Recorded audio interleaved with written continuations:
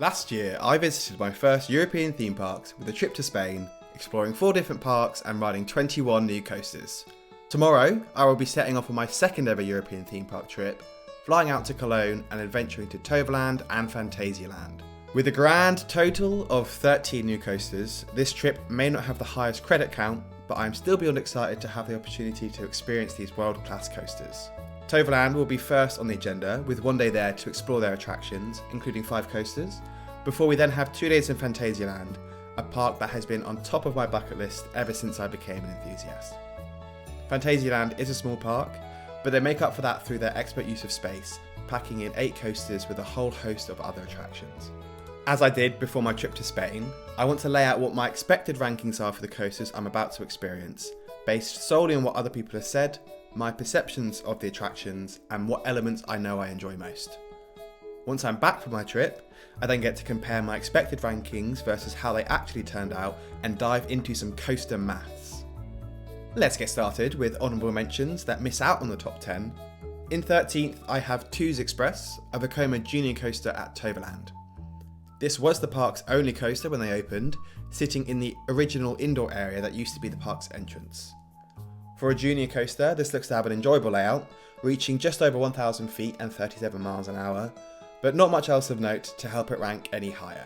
At 12th is Crazy Bats, Phantasialand's indoor coaster made by Vekoma with VR headsets. This isn't a very well-renowned coaster, with the VR being below average and not even reaching 30 miles an hour. It is a long experience, with the coaster lasting 4 minutes, though I'm not sure that will be a good thing by the end of the ride. Lastly, for honourable mentions is Rake. Also at Phantasialand, this looks to be a well-set coaster, benefiting from the incredible theming of Klugheim and intertwining with a coaster higher up on this list. However, it is just a family boomerang, so not the most exciting. At least it is a custom layout, which I'm expecting to be smooth and an all-round pleasant experience, though not top 10 worthy, so it slides in at 11th. Kicking off our actual top 10 is a 4th Vekoma. It's Colorado Adventure Phantasialand's Mine Train. This coaster was built back in 1996, but is apparently a sleeper hit with surprising laterals and deceptive speed. It's a classically long mine train with 3 lift hills, twisting drops and turns around the Mexico section of the park, and is plussed by some decent theming and water effects. I actually haven't seen much of the layout on video, so I'm excited to see if I'm caught off guard by its intensity, even though I know what might be coming. Finally, we have a coaster not built by Vekoma. At 9th, it's a max spinner. It's Toverland at Toverland. Toverland is set in Magic Valley and looks to have a wonderfully whimsy fantasy theme with thick landscaping hiding away the outside world. It immerses you deep in a forest where you might expect to find fairies, gnomes, or other magical creatures. Max spinners are not the tallest or fastest coasters, but the spinning can amp up the thrill substantially. This one also has onboard audio with a soundtrack made by I'm a Score to complete the ride experience. One thing I am less mad about is the colour scheme. Personally, I feel like the track and supports clash with the trains, and the green and yellow looks a bit sickly. I think a darker green would look better, or if the track was painted the same colour as the train, that would look beautiful. Still looks to be a very enjoyable ride. I recently rode Storm Chaser at Paultons Park and loved that, and the layout here looks better, plus it has that onboard audio. Just a few metres away from Toverland, we have our 8th most anticipated coaster with Booster Bike. Yes, it's another Vekoma, and no, it's not the last one on this list. Booster Bike, like Toverland, looks to be very similar to another UK coaster I've recently ridden, with Velocity at Flamingoland. Now, Velocity has a pretty punchy launch, but on the back row it was rattly, and the layout was uninspired in my opinion. Booster Bike is said to be much smoother, and though it has some of the same sweeping turns of Velocity, the layout overall looks more interesting with extra airtime hills. Theming wise, it's definitely lackluster, a standout in the park for all the wrong reasons, though I'm sure Toverland are already thinking about how to retheme it, as they have done with many other areas of the park. Yes, the theming is weak, but overall I still rank it over Toverland due to its hydraulic launch. For 7th and 6th, we are back to Phantasialand for a pair of Mauro spinners, Winger's Fear and Force. These 2 coasters are both in the indoor section of the Fantasyland. One section of track wraps around the wall of the building and circles a parachute-style flat ride, providing amusing interaction with other guests. Other sections of track have hairpin turns, which I assume will give great spinning. As there's only 3 of us going, hopefully we can make the cars extra unbalanced for maximum spin. Now, I am aware that these coasters have some sort of special element, and usually that means a drop track, but I've actually managed to avoid spoilers, so I'm not totally sure. This, however, does not mean you should go and spoil things in the comments. If you do, I will block you. I put Windjar's Fear over Force due to it being slightly longer and 4 miles an hour faster. But as I said earlier, I'm not sure which tricks each track will pull, so they very much could switch. If you're enjoying this video, you should subscribe. There's only more good stuff to come from my trip to Germany. Plus, I'm so close to 1,000 subs now, and your help reaching that would be much appreciated. Entering the top 5, I think all 5 of these coasters look to be top tier. They're the standouts in their respective parks, and some are even standouts in the continent. At 5th is Black Mamba, the B&M invert at Phantasialand. This invert is tucked away in the Africa section of the park and is often compared to Nemesis Reborn because it's been dug into the ground. Reborn has an incredible backstory and theme. The eye with the smoke and the monster with its tentacles are all very menacing.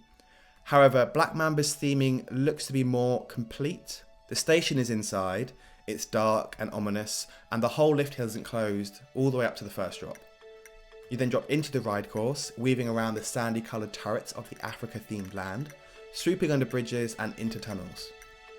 Reborn may have a more interesting and unique theme, but every inch of Black Mamba's layout has been thought about, which I admire. In terms of elements, I think Reborn will be superior.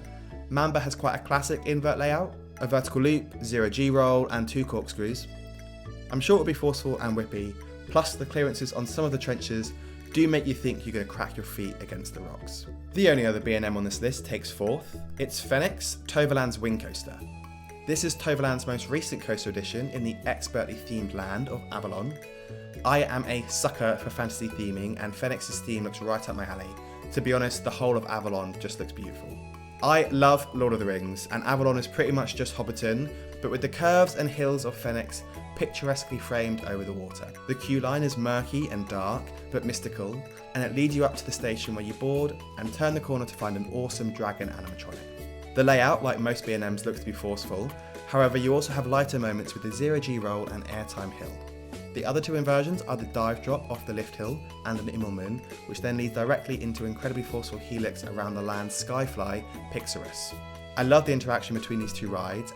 After the 0G roll, there's just 2 turns into the brakes, so overall a slightly short ride, but with it being a wing coaster, each side offers a different experience, leading to good re-rideability. Taking the bronze, we have Toverland's final coaster, the GCI Woody Troy. In 2007, this was the coaster that put Toverland on the map for enthusiasts, offering a level of thrill previously not found in the park.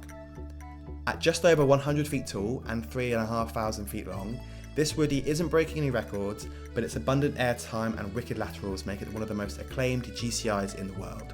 As it has aged, some were saying it's become too rough in places. However, it has had some substantial retracking this off-season, and I trust the park will have smoothed things out with their work. The theming also looks interesting, with a large-scale Trojan horse outside the ride, hence the name, and a well-landscaped winding queue line leading up to the station. The layout is just a series of drops, turns and hills, with the only element of note being the station fly-through. However, it stays low to the ground, maintaining its speed well and delivering bonkers airtime. I haven't ridden that many good Woodies, so I'm excited to be adding this world-class one to my list. As I just said, Troy was Toverland's last coaster on this list, so the top 2 places both go to Phantasialand. If you know anything about coasters, you'll know that these 2 could have really been ranked either way. I switched them around several times, but we're back to Vekoma for 2nd place. It's Fly, the Vekoma flying coaster. This modern Fly is by far superior to the other Vekomas low on this list, and it's also by far superior to B&M Flyers.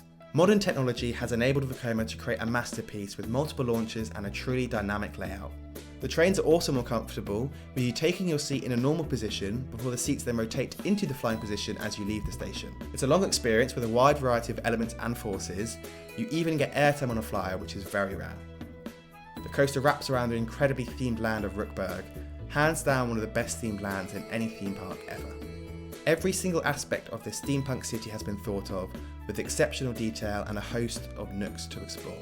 We will be staying at the Charles Lindbergh Hotel for one night, and I cannot wait to see this coaster flying around the track from the balcony. I'm expecting this to be an exceptional and totally unique roller coaster. However, I'm ranking it 2nd as I know what elements I love, and the coaster in 1st place has more of them.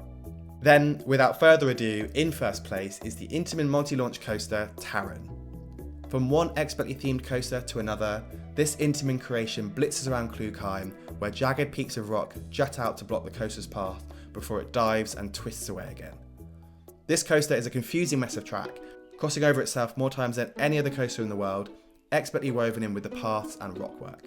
It might not be a surprise that this is my most anticipated coaster, given that my current top 2 coasters overall are 2 other very similar and Intamin coasters, Velocicoaster and Batman Gotham City Escape.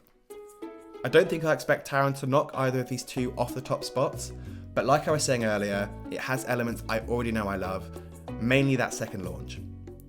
Velocicoasters and Batman's second launches are both impeccable. I love the force of the acceleration and how it pins you back in your seat, and the sound is just awesome.